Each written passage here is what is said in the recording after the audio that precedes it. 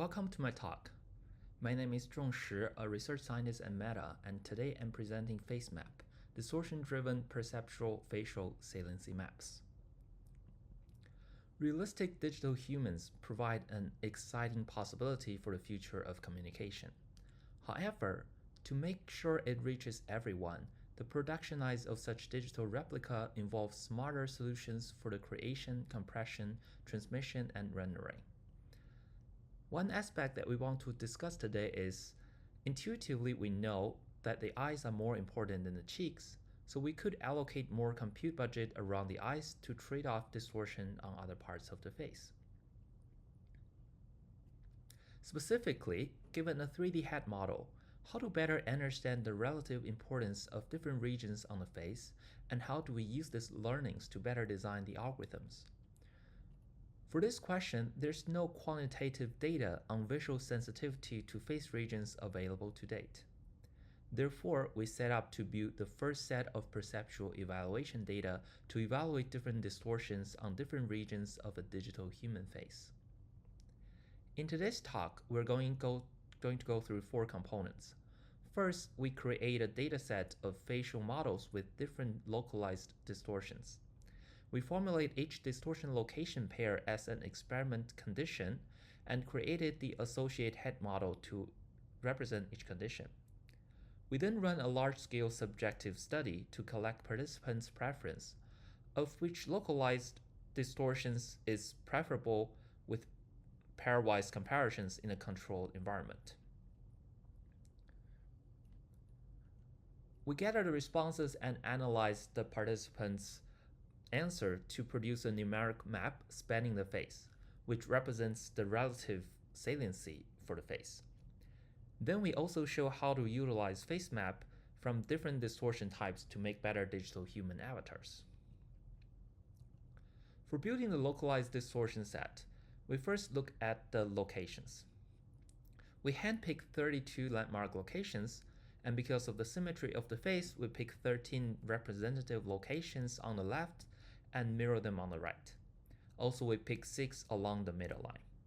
The rationale here is that these are extremum, which helps interpolating into the full face. We constrain the effect of distortions to be local around the landmark, and here is an example on the geometry noise.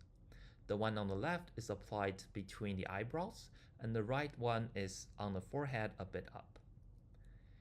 Here is an overview of the landmarks, and we also conducted a randomized study that showed the landmark generalizes well under interpolation. Please see the supplementary materials. Next, we will talk about the types of distortion.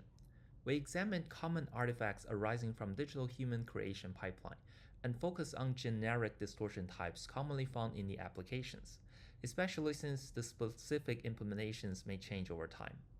Geometry-wise, we examine noise as a common distortion in data capture, and smoothing, which appears from optimizations. Surface simplification, that is important for compression and remeshing. In addition, we add distortions on the texture domain, like JPEG-type compressions is common for image processing and storage, and blurring is also common for that you can see from learning-based optimizations. For each of these distortion type, we adapt the common geometry and texture processing algorithm to generate locally distorted model around the landmarks. For example, here's the nose.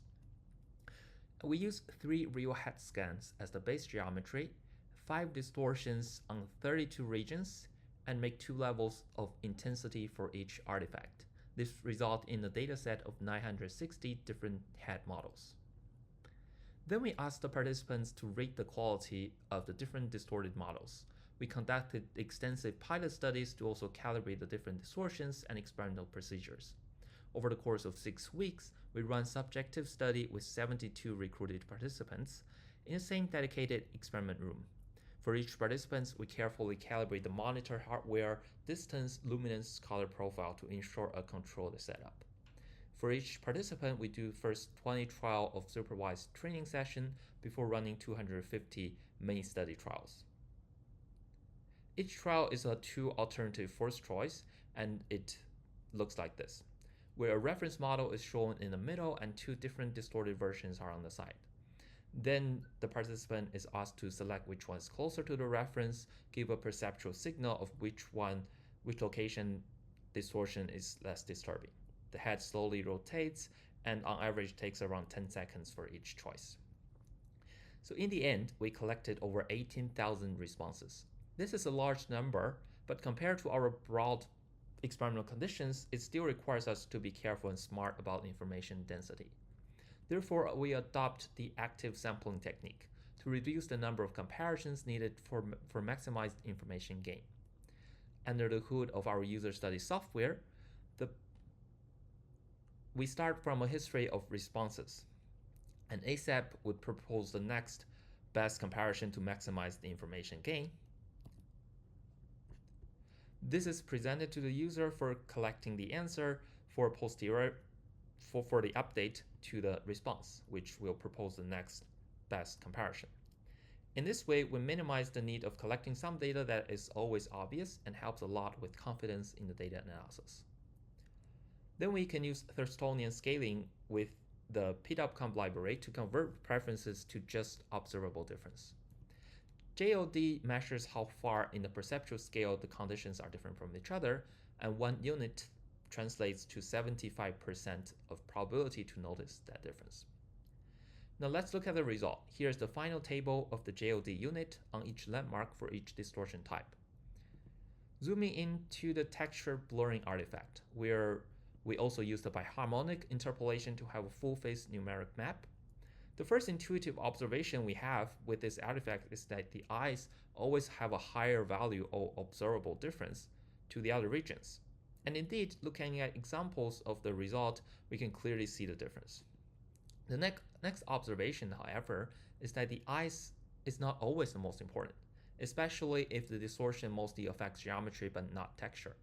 Here, in the case of localized mesh smoothing, the shape of the noise and chin are more important since it provides the general shape of the face. For more analysis, please refer to the paper. Given the numeric saliency map, we can connect them to applications. In this remeshing application, we can reduce the number of triangles for the same appearance.